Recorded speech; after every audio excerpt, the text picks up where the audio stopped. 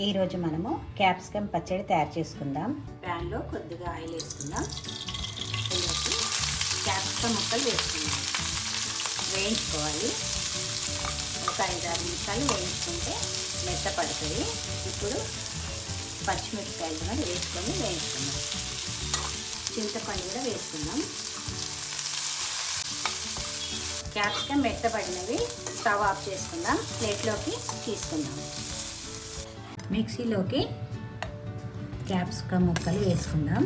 జీలకర్ర, పసుపు, తగినంత ఉప్పు, ఎల్లిపాయలు వేసి మిక్సీ పట్టుకుందాం.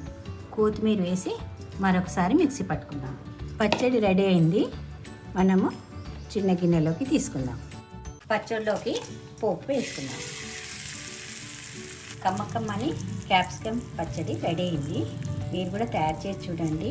కామెంట్ చేయండి, షేర్ చేయండి, సబ్స్క్రైబ్ చేయండి.